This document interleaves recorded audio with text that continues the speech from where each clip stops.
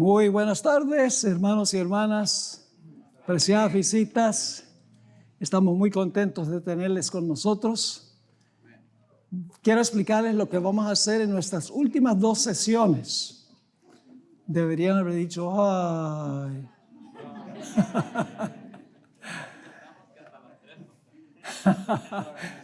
De pronto alguien se cae de la ventana. Pero bueno, vamos a estudiar, ya que tenemos varias lecciones que todavía quedan pendientes. Lo que voy a hacer es estudiar con ustedes la lección número 22. Y luego entonces vamos a estudiar una lección que no está en el manual.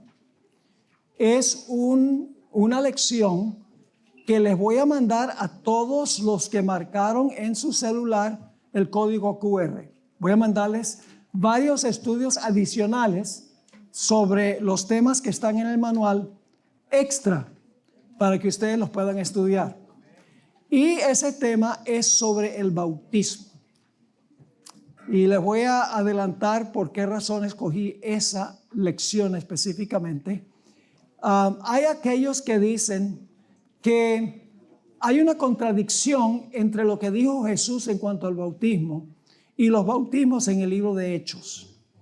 Porque en la fórmula bautismal de Mateo dice que se debe bautizar en el nombre del Padre, del Hijo y del Espíritu Santo, pero en el libro de Hechos todos los bautismos fueron hechos en el nombre de Jesús.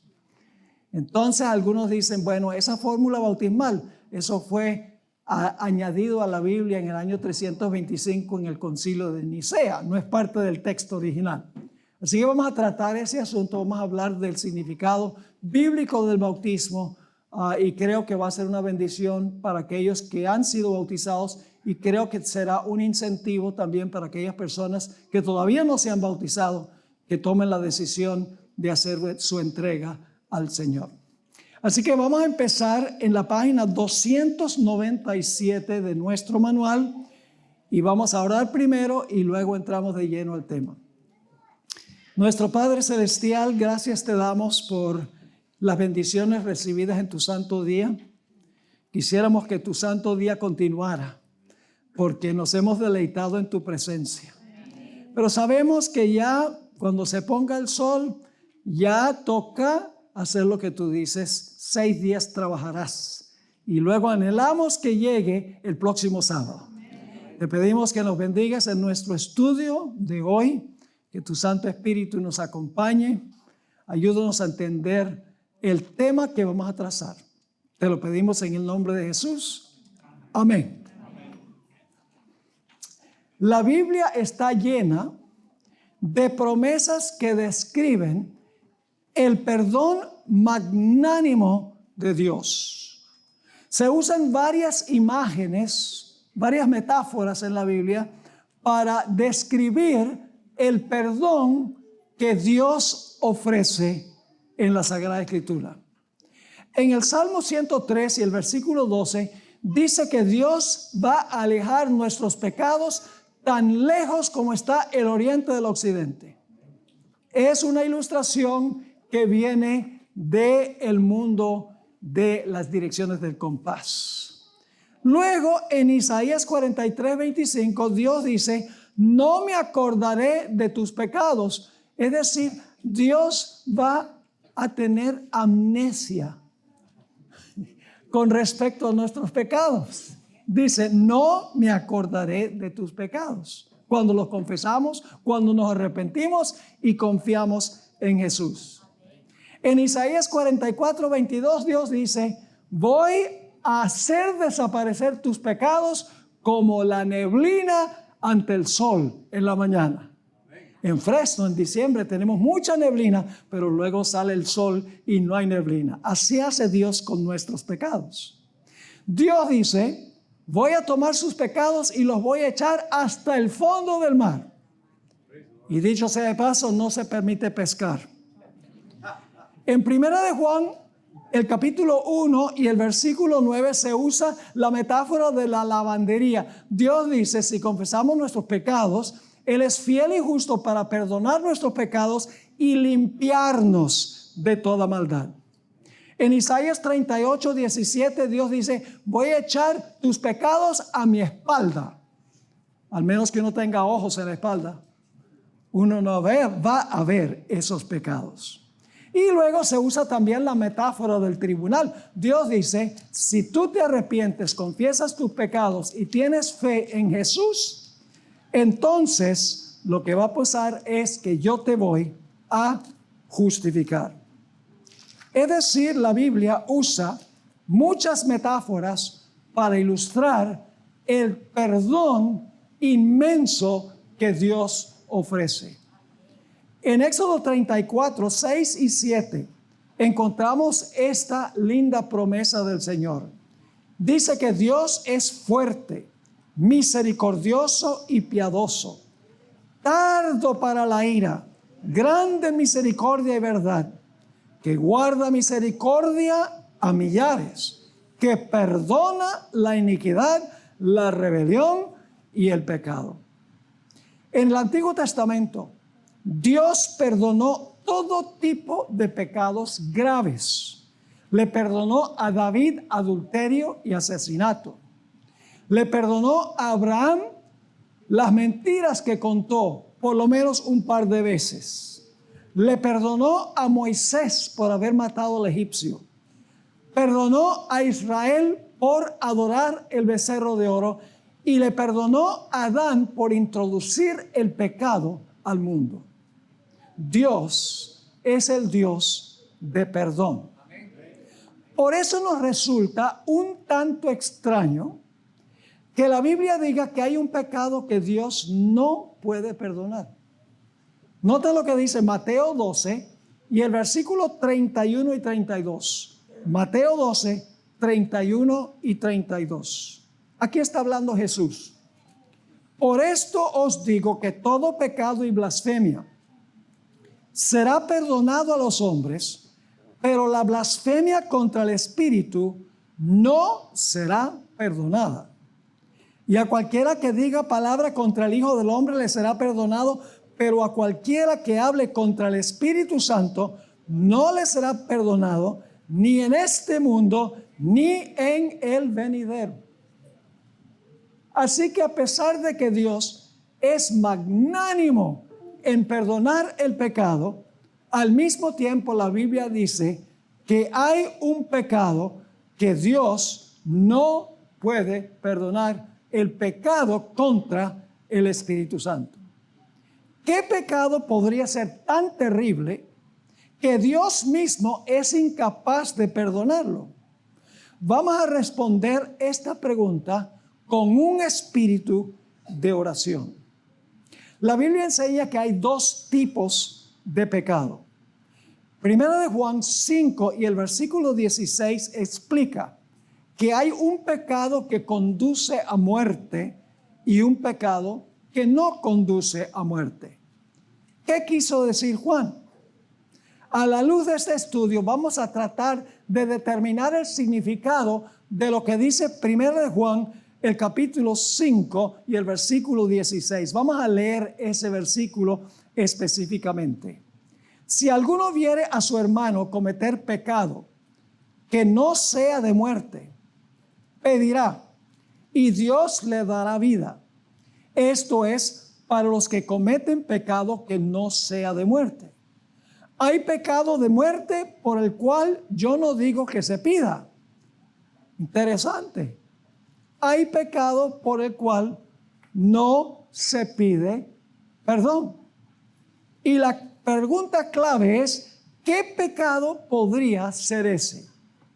La respuesta es que la Biblia distingue entre pecados que son el resultado de la debilidad humana y pecados que son contra Dios con la mano alzada. Pecados en desafío a Dios. Pueden buscar, por ejemplo, Levítico 4, 27 y 28, Números 15, 22 al 29. Vamos a ir allí en unos momentos para ver el pecado que se comete con la mano alzada contra Dios. Hay un tipo de pecado que Dios no perdona y que el derramamiento de sangre no puede limpiar. Vamos a Números, el capítulo 15 y el versículo 30 y 31. Números 15, 30 y 31. Aquí describe el pecado con mano alzada, el pecado desafiante para con Dios. Pero si alguien comete pecado con altivez, sea natural o extranjero, a Jehová injuria, tal persona será excluida de entre su pueblo, porque tuvo en poco la palabra de Jehová y quebrantó su mandamiento. Tal persona será excluida por completo, su iniquidad estará sobre ella. Es decir, no hay expiación para un pecado que dice aquí con altivez, una persona que tiene en poco la palabra de Jehová, una rebelión abierta contra Dios. Ahora, en ese mismo capítulo 15 de Números, en los versículos 32 al 36, tenemos un ejemplo de esa clase de pecado con la mano alzada, ese pecado desafiante a Dios. Note lo que dice allí en Números 15 y empezando en el versículo 32. Estando los hijos de Israel en el desierto, hallaron a un hombre que recogía leña en el día de sábado. Los que lo encontraron recogiendo leña, lo llevaron ante Moisés, Aarón y toda la congregación, y lo pusieron bajo guardia, porque no había sido declarado qué se había de hacer con él.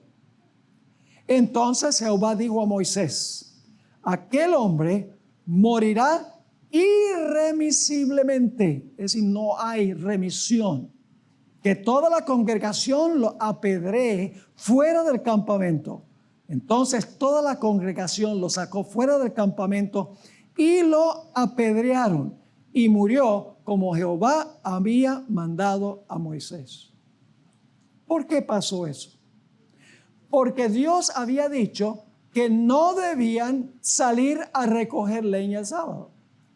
Y el espíritu de profecía dice que este hombre dijo: a mí no me importa lo que diga Dios, yo voy a hacerlo de todas maneras. Un pecado desafiante, un pecado con mano alzada contra Dios. Ese pecado también se menciona en el Salmo 19 y el versículo 13. Fíjense lo que dice ese versículo. Asimismo, guarda a tu siervo de los arrogantes, que ellos no se enseñoreen de mí. Entonces seré íntegro y limpio ¿de qué? De gran rebelión. Ese es el pecado que Dios no puede perdonar, porque es un pecado del cual no hay penitencia, del cual no hay arrepentimiento, no hay confesión, no hay fe que Dios pueda perdonar ese pecado. Es un pecado con la mano alzada en contra de Dios. Vamos a encontrar en nuestro estudio que el pecado que no tiene perdón es un pecado que se comete habitualmente, vez tras vez tras vez, hasta que llegamos al punto donde no tenemos un deseo de arrepentirnos de él.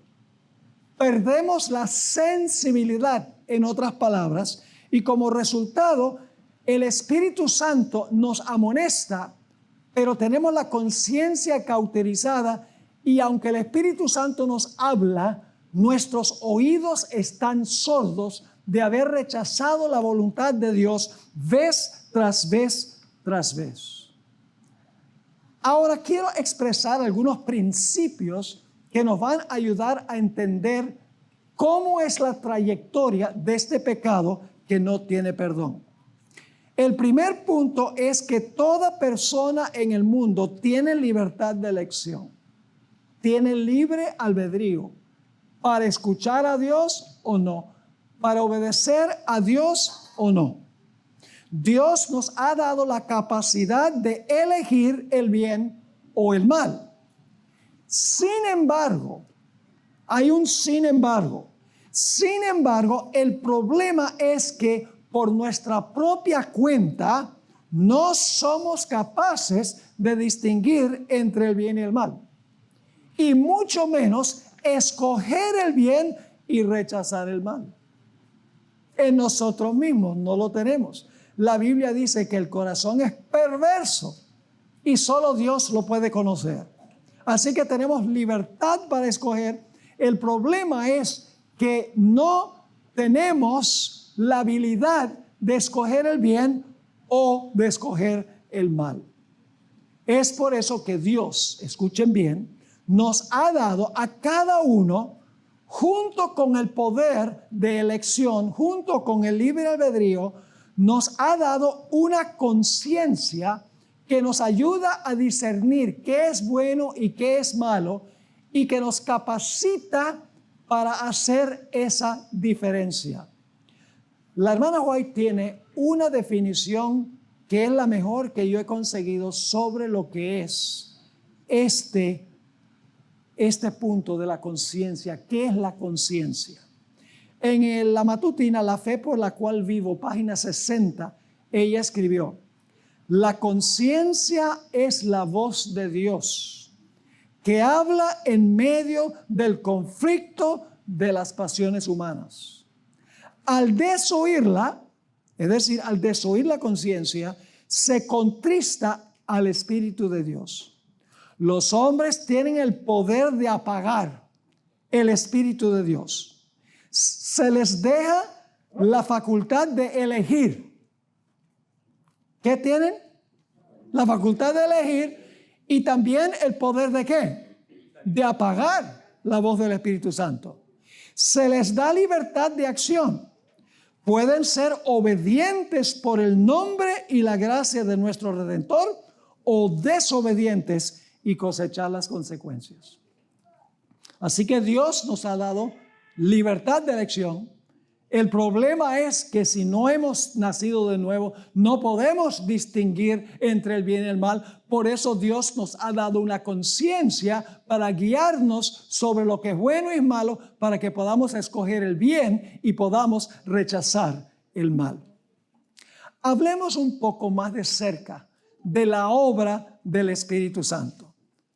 Para entender la naturaleza del pecado que no tiene perdón, primero debemos saber quién es el Espíritu Santo, en qué consiste su obra y cómo se relaciona la obra del Espíritu Santo con Jesús. Nuevamente, 3 puntos para entender el pecado que no tiene perdón.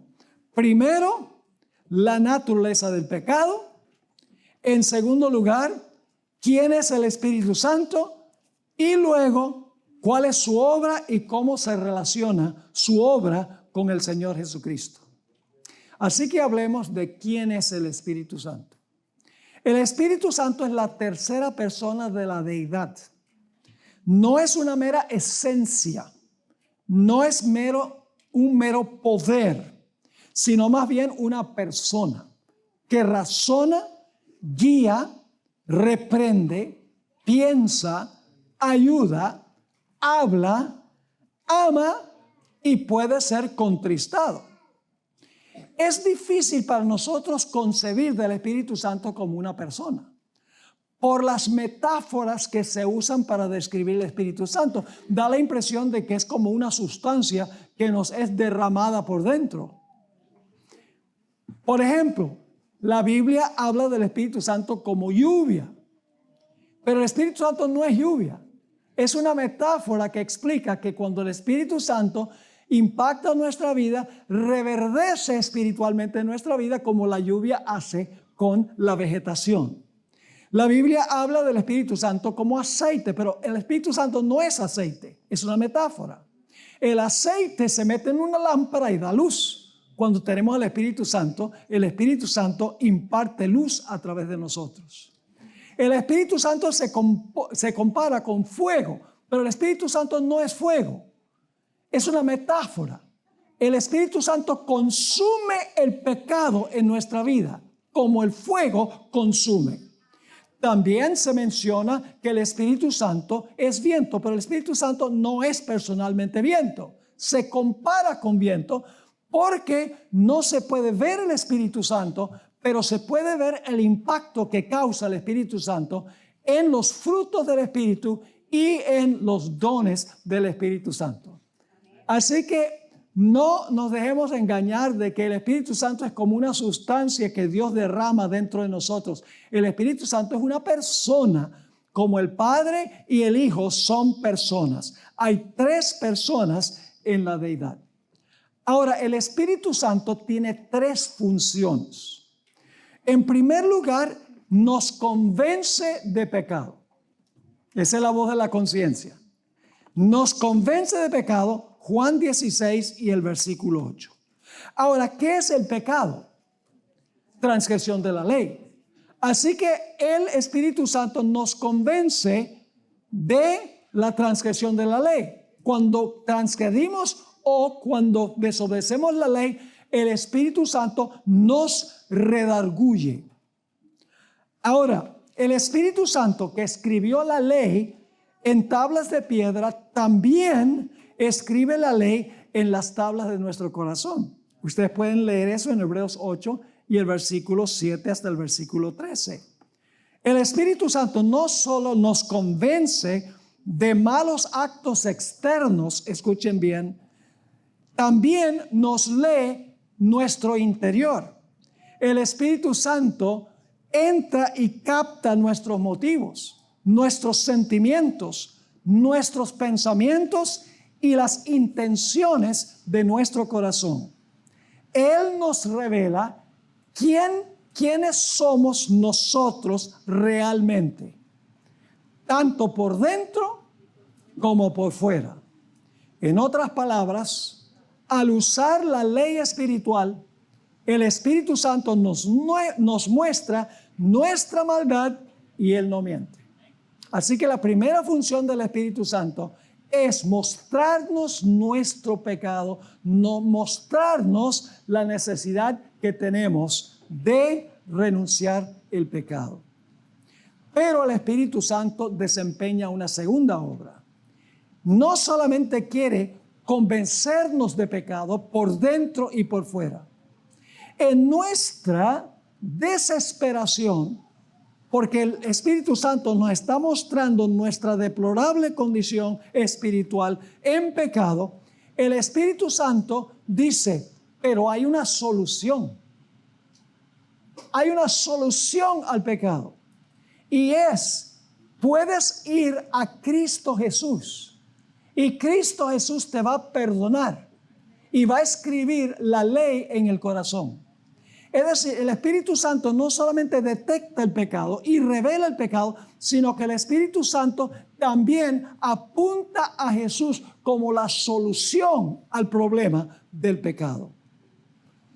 La Biblia nos dice que el apóstol Pablo declaró, ¿quién me librará de este cuerpo de muerte? La respuesta es, doy gracias a Dios por medio de Jesucristo nuestro Señor. Así que el Espíritu Santo nos muestra nuestro pecado y nos manda a Cristo Jesús como la solución por el pecado.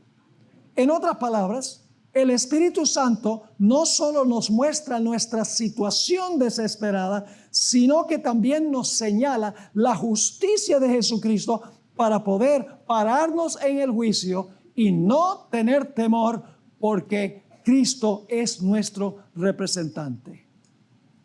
Ahora hay una tercera función del Espíritu Santo. Y esa tercera función es que el Espíritu Santo nos guía a toda verdad. Pueden encontrar eso en Juan 16 y el versículo 13. Es lógico, porque el Espíritu Santo se le llama el Espíritu de verdad. Si es el Espíritu de verdad, su función es guiarnos a la verdad. Así que en primer lugar, nos muestra nuestro pecado.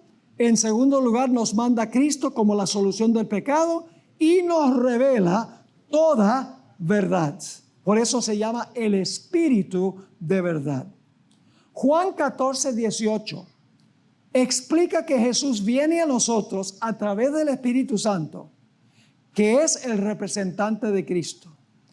Pero a través del Espíritu Santo nosotros llegamos a discernir la verdad.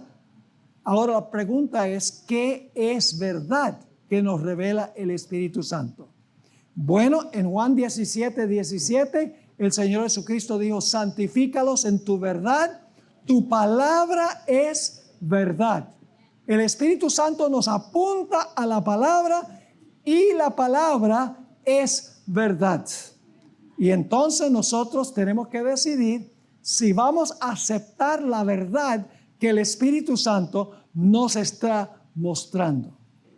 En el Salmo 119 y el versículo 142 dice que la ley de Dios es verdad. Y más ampliamente, la Biblia entera es la verdad de Dios. Así que las tres funciones, el Espíritu Santo nos muestra el pecado. En segundo lugar, nos muestra la solución por el pecado, nos manda a Jesús. Y en tercer lugar, nos guía a toda verdad. Ahora, ¿cuál es nuestra respuesta a la obra del Espíritu Santo? A esas tres funciones. Estamos al pie de la página 301, dicho sea de paso, podemos elegir responder a la voz del Espíritu Santo o podemos resistirle, Hechos 7:51, apagarlo, 1 Tesalonicenses 5:19, y contristarlo, Efesios el capítulo 4 y el versículo 30. Podemos elegir endurecer nuestros corazones cuando Él nos convence de pecado, nos lleva a Cristo y nos revela la verdad de la palabra. Por el otro lado, podemos ver nuestro pecado, ir a Cristo Jesús como la solución y aceptar la verdad como se encuentra en la palabra de Dios. El Espíritu Santo no se rinde fácil. Cuando decimos no la primera vez, el Espíritu Santo viene de nuevo y luego viene de nuevo y luego viene de nuevo. Es implacable y trabaja mucho con nosotros. Sin embargo, escuchen bien, cada rayo de luz que rechazamos ensordece nuestros oídos un poco más hasta que el Espíritu Santo habla y ya no podemos escuchar su voz. No es que el Espíritu Santo dice, yo no voy a decirle más a esta persona. El Espíritu Santo sigue luchando con el ser humano. Pero cuando rechazamos su voz, en mostrarnos nuestro pecado, en enviarnos a Cristo Jesús y aceptar la palabra de Dios como está en la Biblia, nuestra conciencia se cauteriza, nuestro oído se desensibiliza y el Espíritu Santo habla y ya no oímos. El principio de la sabiduría está en la palabra de Dios, pero ¿cómo unir sus tesoros para alcanzar un conocimiento profundo? En Zoom TV Latino te presentamos Los secretos del amor de Dios, la serie de estudios bíblicos del pastor Daniel Miranda. 26 lecciones que revelan desde grandes profecías hasta secretos para tu vida diaria. Descubre el propósito de Dios para tu vida. Transforma tu estudio en un encuentro personal con el Señor. Adquiérela en nuestra tienda. El pecado imperdonable entonces no es ningún pecado en particular que nosotros cometemos. Algunos dicen, ¿el adulterio es el pecado que no tiene perdón? No, obviamente que no, porque entonces David no se podría salvar. Mentir, tampoco. Adulterio, tampoco. Inclusive matar. Moisés mató al egipcio y Dios le perdonó. Así que el pecado contra el Espíritu Santo no es en realidad un pecado específico que nosotros cometemos. Lo que es una serie de veces que el Espíritu Santo nos habla para mostrarnos nuestra pecaminosidad, para que nos arrepintamos, confesemos nuestros pecados y tengamos fe en Jesús para solucionar el problema y porque rechazamos la palabra de verdad en vez de aceptarla. Es como el despertador. ¿Cuál es el propósito del despertador por la mañana? No nos gusta oírlo, ¿verdad? porque suena muy temprano para ir al trabajo. ¿Qué sucede si suena el despertador por varios días seguidos y no nos levantamos? Finalmente el despertador suena y ya no lo oímos, por la cantidad de veces que no nos levantamos cuando el despertador sonó. Así es con el Espíritu Santo. Él nos despierta y nos trata de despertar. Le decimos no, no, no, hasta que finalmente el Espíritu Santo nos quiere despertar, pero no estamos dispuestos de recibir esa bendición. Podemos usar otra ilustración. El Espíritu Santo es como un transmisor y nosotros somos como un receptor. El Espíritu Santo transmite el mensaje de Dios a nosotros. Y nosotros como receptores del mensaje debemos escuchar y aceptar el mensaje. Pero ¿qué sucede cuando el transmisor transmite y el receptor no funciona? De nada vale. Finalmente el mensaje no se imparte. Eso es lo que sucede con el Espíritu Santo. Ahora, hay 3 clases de personas que están en peligro de cometer el pecado que no tiene perdón. Que es, ojalá estén entendiendo, que es el rechazo vez tras vez de la voz del Espíritu Santo hasta que el Espíritu Santo habla y ya no escuchamos. Estamos más allá de la posibilidad de ser alcanzados. Hay 3 clases de personas que están en peligro de cometer el pecado contra el Espíritu Santo. El primer tipo de pecador que está en peligro es el pecador santurrón. ¿Qué dije yo?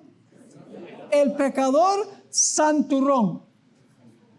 Ahora, ¿a qué me refiero? Yo pregunto, los escribas y los fariseos ¿vieron abundantes señales de que Jesús era el Mesías? ¿Profesaban ser el pueblo de Dios? Sí. Tuvieron abundantes señales de que Jesús era el Mesías. No solo por sus milagros, sino también por sus palabras. Era claro, ellos mismos decían que Él hablaba con autoridad.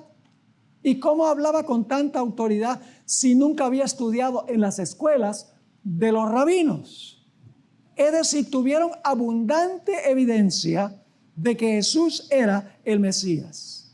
Y sin embargo, vez tras vez tras vez, rechazaron la voz del Espíritu Santo hasta que tenían la conciencia cauterizada. Ahora, ustedes saben que ellos se consideraban santos, ¿sí o no? Yo pregunto, ¿cómo puede Dios ayudar a una persona enferma si no cree que está enferma? Ese era el problema con los santurrones. Ustedes recuerdan la historia del fariseo y el publicano. El fariseo dice, Señor, gracias te doy que no soy como los demás hombres.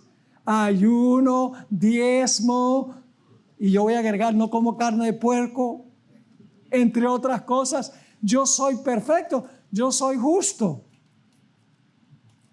¿Puede el Espíritu Santo alcanzar a tal persona? No, porque no reconoce ¿qué? No reconoce su pecaminosidad.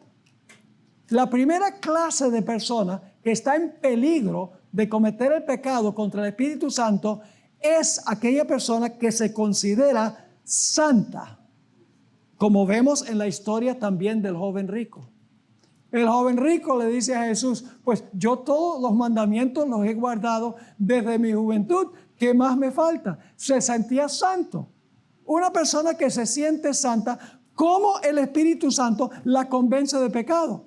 Es una imposibilidad. ¿Cómo ayudas a una persona que no reconoce que está enfermo? ¿Cómo ayudas a alguien que es deliberadamente ciego? Eso me hace pensar en el libro de Apocalipsis. Hay una iglesia, la nuestra, y no nos enorgullecemos de ello. La iglesia de la Odisea. ¿Qué dice la Odisea? Es el espíritu farisaico. Dice, estoy rica y enriquecida y no tengo necesidad de nada. Y Cristo está fuera del corazón tocando para que se le deje entrar. Es decir, la iglesia de la Odisea, que la hermana Juan identifica como nuestra iglesia, la iglesia adventista, está en peligro de que el Espíritu Santo hable y hable y hable y nosotros mantengamos a Jesús fuera del corazón. La iglesia judía de la época de Jesús también era de este tipo. Se sentían santurrones y que no necesitaban absolutamente nada. Por lo tanto, el Espíritu Santo no podía hacer absolutamente nada con ellos. Se consideraban sin pecado. Rechazaron a Cristo y rechazaron la palabra. Las tres funciones del Espíritu Santo. Rechazaron la verdad que Cristo enseñó, lo rechazaron a Él y además de eso, ellos no se consideraban pecadores, que es una de las funciones del Espíritu Santo. El segundo tipo de pecador que está en peligro de cometer el pecado contra el Espíritu Santo son aquellas personas que no han aceptado a Cristo y lo rechazan de plano. El primer grupo son santurrones, profesan servir a Dios, profesan ser perfectos. Hay un segundo grupo que son la gente secular, la gente que no quiere nada de Dios en su vida y rechazan la voz del Espíritu Santo diciendo: eres pecador, arrepiéntete, confiesa tu pecado, pide perdón para que puedas tener la justicia de Cristo. Lo manda Cristo, pero constantemente rechaza la voz del Espíritu Santo. Ahora, ¿quiénes están en esta categoría? Faraón está en esta categoría. ¿Qué dijo Faraón? Yo no conozco a Jehová y no voy a dejar salir a su pueblo. Dice en Éxodo que Dios endureció el corazón de Faraón. Pero en otros versículos dice, Faraón endureció su corazón. Entonces, ¿cómo fue? ¿Será que Dios endureció el corazón de Faraón o será que Faraón endureció su propio corazón? Déjenme darles una ilustración. El sol que brilla sobre el barro lo endurece. Y yo sé eso, por cierto, porque aquí atrás donde está el vehículo, hace un par de días, difícilmente entraba y salía el camión de producción. Pero ahora se secó y ahora entra más o menos bien. El sol que brilla sobre el barro lo endurece, pero el sol que brilla sobre el hielo lo derrite. Es decir, la culpa de que una persona endurezca su corazón no es del sol de justicia. No es el mensaje que imparte el Espíritu Santo. Dios brilla sobre la persona y la persona endurece su corazón. Yo pregunto, ¿Faraón tenía abundantes evidencias de que Dios era el Dios verdadero? Muchísimo. Por palabra y también por todos los milagros, todas las plagas que cayeron. Pero él endureció su corazón. Otros personajes en la Biblia que caen en esta categoría de rechazar de plano la voz del Espíritu Santo son, por ejemplo, los amorreos, una civilización entera. Llenaron la copa y fueron expulsados de la tierra de Canaán. En esta categoría también está la civilización antediluviana. Cuando se cerró la puerta del arca, no había nada que hacer con esa gente que estaba fuera del arca. Tenían el corazón completamente endurecido. Y Dios había dicho, mi espíritu luchará con esa gente 120 años. Y después de eso, no va a luchar más. Rechazaron y rechazaron y rechazaron el mensaje de Noé hasta que tenían la conciencia cauterizada. Entre esos también está Félix, el gobernante romano. Está también Agripa. ¿Sabe? Uno de estos le dijo a Pablo, mira Pablo, vete y en un tiempo conveniente te vuelvo a traer. Nunca llegó esa oportunidad. Había tenido la luz y rechazó la luz, el llamado del Espíritu Santo. Entre esos que caen en esta categoría está Herodes. está también Pilato, quien sabía que Jesús era un personaje extraordinario, sabía que Jesús era lo que él profesaba ser, y sin embargo entregó a la muerte a un hombre que era inocente, que él declaró inocente a sabiendas, porque su puesto político fue más importante que la voz del Espíritu Santo. Y como último recurso, ustedes recuerdan, como último recurso, la esposa de Pilato le mandó un mensaje y le dijo: mira, Pilato, no he podido dormir toda la noche, no condenes a este hombre. Y Pilato rechazó el último llamado que le hizo Dios a través del Espíritu Santo. También en esta categoría caen Sodoma y Gomorra, civilizaciones que abiertamente rechazaron la voz del Espíritu Santo, no permitieron que el Espíritu Santo les mostrara su pecaminosidad y que ellos aceptaran el mensaje del santuario de la salvación y rechazaron la verdad de Dios. Ya no había absolutamente nada que se podía hacer con ellos. La tercera categoría de los que rechazan el mensaje y cometen el pecado contra el Espíritu Santo son los cristianos mundanos. Ahora, yo sé que es una contradicción, ¿no? Pero hay cristianos que son mundanos, ¿sí o no? Que profesan servir a Jesús, pero en realidad no lo sirven, que tratan de justificar el pecado. ¿Hay cristianos que procuran justificar el pecado? Claro que sí, absolutamente. Y al justificar el pecado, están apagando la voz del Espíritu Santo. Noten 2 Timoteo 3, 1 al 5. ¿Saben lo que dice la hermana White en cuanto a este pasaje? 2 Timoteo 3, 1 al 5. Ella dice que estos versículos describen a gente que profesa ser cristiana.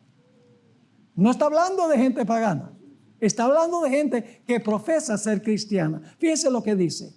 También debes saber esto, que en los últimos días se presentarán tiempos difíciles, porque habrá hombres amantes de sí mismos y del dinero. Serán vanagloriosos, soberbios, blasfemos, desobedientes a los padres, ingratos, impíos, sin afecto natural, implacables, calumniadores, intemperantes, crueles, aborrecedores de lo bueno, traidores, impetuosos, envanecidos y amantes de los placeres más que de Dios. Y ahora escuchen esto: tendrán apariencia de piedad, pero negarán su eficacia. A estos evita. Cristianos con un estilo de vida, ¿qué? Con un estilo de vida mundano, que procuran justificar el pecado. Por un lado están los santurrones que se consideran perfectos, y por el otro lado están aquellos que dicen: lo que hacemos en la vida no importa, porque venimos a Jesús, Él nos justifica y no importa cómo vivamos. Ahora fíjense, el Señor Jesucristo habló de estos en Mateo 7, 21 al 23, un pasaje que leímos anteriormente en un par de presentaciones. Dice allí, hablando Jesús: no todo el que me dice Señor, Señor, entrará en el reino de los cielos, sino el que hace la voluntad de mi Padre que está en los cielos. Muchos me dirán en aquel día: Señor, Señor, ¿no profetizamos en tu nombre? ¿En tu nombre echamos demonios? ¿Y en tu nombre no hicimos muchas obras poderosas? ¿Profesaban ser cristianos? Sí, porque están haciendo todos esto en el nombre de Jesús. Pero ahora noten la respuesta de Cristo. Entonces yo les declararé: nunca os he conocido. Fíjense que no hacían estos milagros y los exorcismos y todo mientras estaban bien con el Señor. No eran conocidos ni siquiera cuando hacían esas cosas. Dice: nunca os conocí, apartados de mí, obradores de maldad. Y saben que esa palabra maldad es la palabra anomías, que se traduce en 1 de Juan 3:4, el pecado es transgresión de la ley. Así que una traducción apropiada aquí sería: apartados de mí, transgresores de la ley. Los que impunemente quebrantan los mandamientos y dicen, la justicia de Cristo lo cubre todo.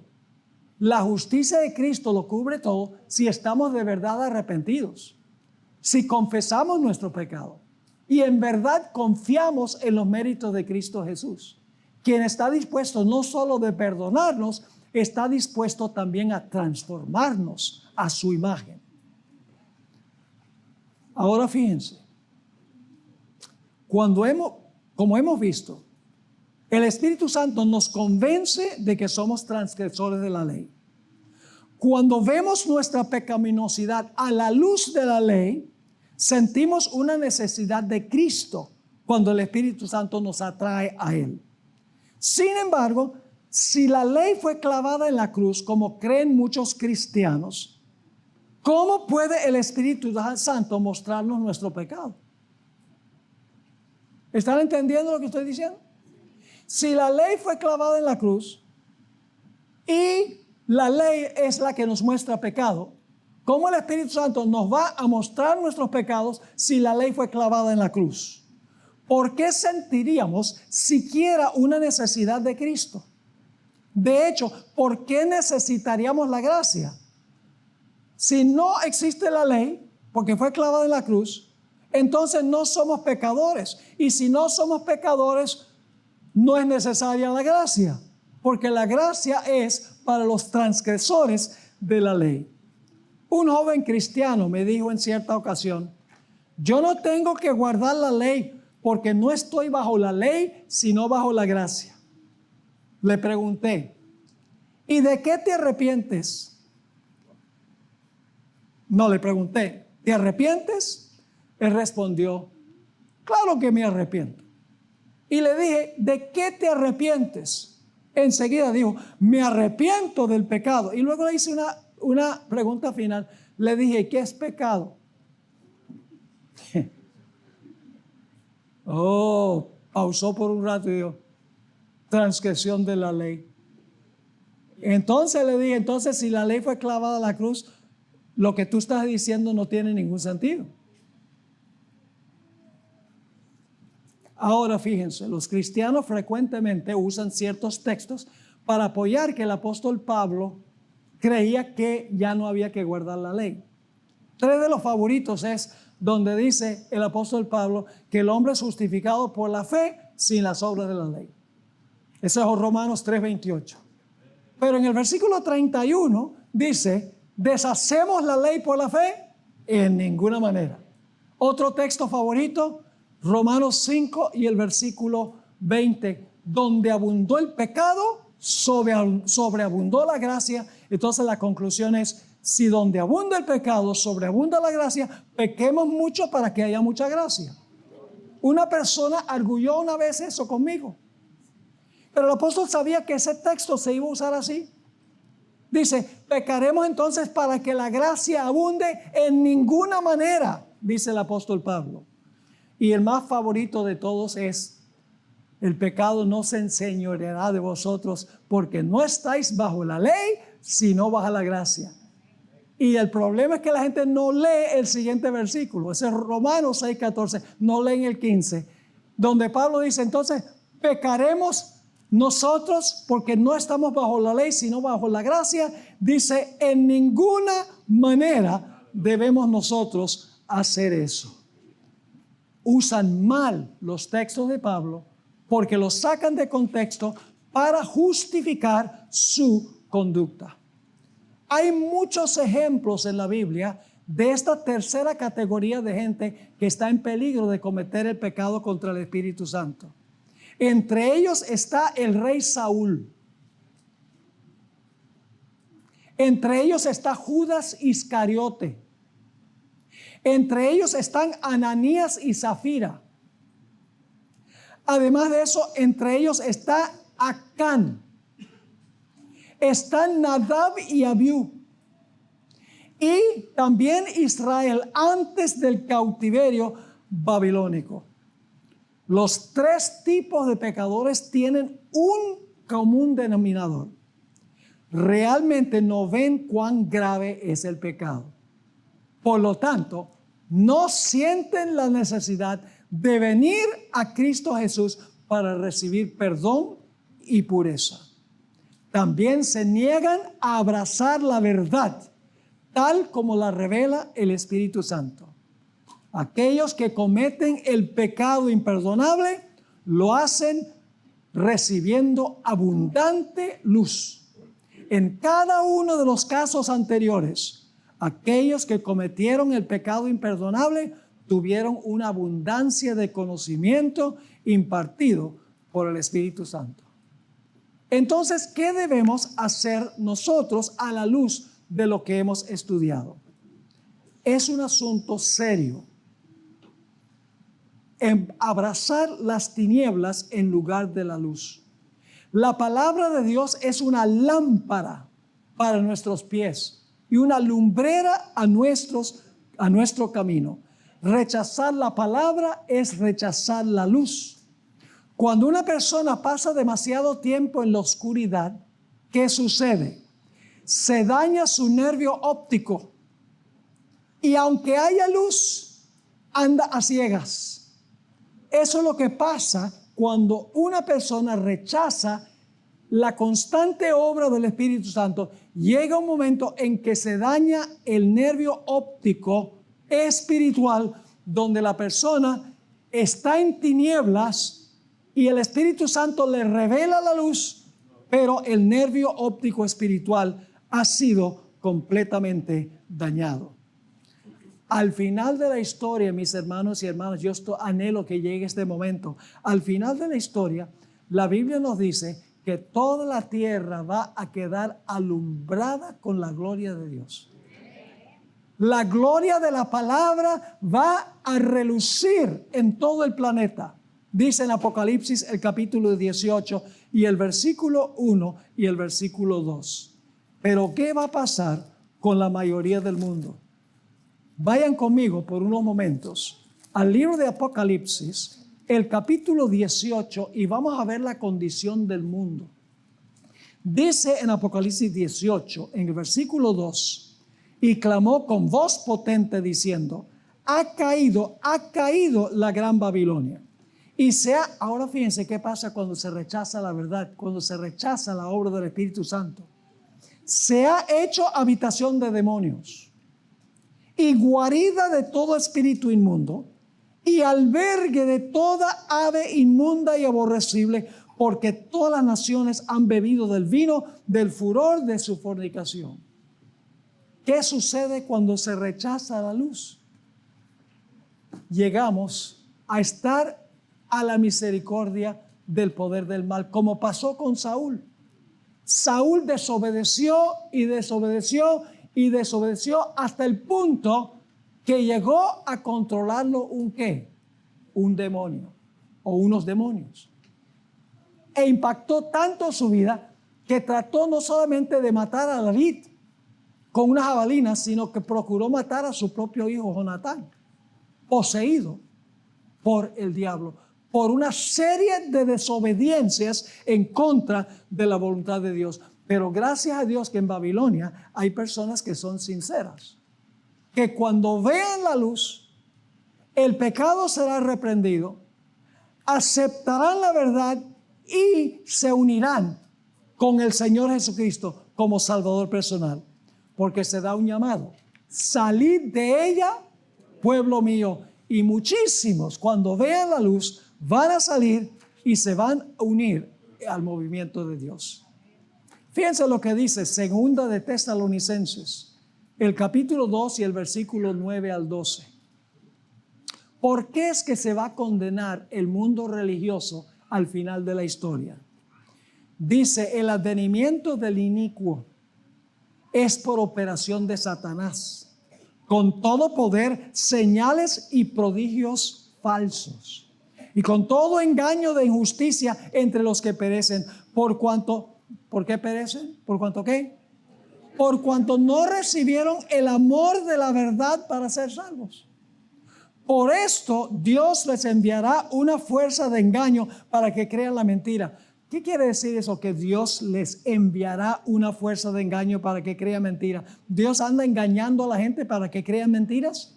No. Lo que está diciendo es que ellos están más allá del alcance del Espíritu Santo. Dios les dio luz y rechazaron la luz. Y por eso reciben el engaño que se menciona aquí. Y luego dice, a fin de que sean condenados todos los que no creyeron a la verdad, sino que se complacieron en la injusticia. Los que rechazan la verdad continuamente son los que están en peligro de cometer el pecado que no tiene perdón. Ahora, ¿es cierto que una persona puede decir una mentira tantas veces que eventualmente llega a creer que es verdad? Ustedes saben que eso es cierto. Hay límites a la tolerancia de Dios. Va a llegar el momento en que del santuario se va a oír: el que es justo, sea justo todavía. El que es santo, sea santo todavía. El que es inmundo, sea inmundo todavía. El que es injusto, sea inmundo todavía. Ya no habrá oportunidad de recibir la verdad como es en Jesús. ¿Qué debemos entonces hacer, hermanos y hermanas? Deberíamos escuchar la voz del Espíritu Santo. La voz del Espíritu Santo no es algo místico, no es algo esotérico, donde paramos las orejas y el Espíritu Santo nos habla audiblemente. El Espíritu Santo tiene su espada. ¿Cuál es la espada del Espíritu? La palabra de Dios. El Espíritu Santo nos habla a través de la palabra de Dios. Nos dice qué debemos hacer y qué no debemos hacer. Ustedes encuentran aquí en nuestro manual algo triste. ¿Ustedes recuerdan esa novela, Los viajes de Gulliver? Fue a una nación de enanos y empezaron a ponerle hilos. Y él decía, hilos, esos hilos se pueden romper fácilmente. Pero le pusieron tanto hilo que no se podía zafar. Eso es lo que quiso decir el sabio Salomón cuando escribió: sus propias maldades apresarán al impío y será atrapado en las cuerdas de su propio pecado. Este pecado no contará esta vez, a veces decimos, pero cuando se comete vez tras vez tras vez, el resultado es lóbrego. Ustedes encontrarán aquí una última ilustración en cuanto a las arterias. No se obstruyen de la noche a la mañana, se obstruyen poco a poco hasta que finalmente viene un infarto. Así es la voz del Espíritu. El Espíritu habla y habla y habla, rechazamos y rechazamos y nos da arteriosclerosis espiritual hasta que viene la muerte espiritual. Que Dios nos ayude a ser fieles en escuchar la voz del Espíritu Santo. ¿Sabías que existe un ministerio cuya misión es proclamar la verdad de Dios al mundo y el mensaje final de Dios? ¿Cómo cambiaría el mundo si más personas conocieran el mensaje eterno de esperanza? Zoom TV es igual a Secret Sansil Ministry Televisión. Es un ministerio de enseñanza bíblica 100% de apoyo a la Iglesia Adventista del Séptimo Día. Fue fundado en el año 2002 por un grupo de fieles miembros de iglesia y el pastor Esteban Bor, con una misión clara: proclamar la verdad presente en el tiempo del fin.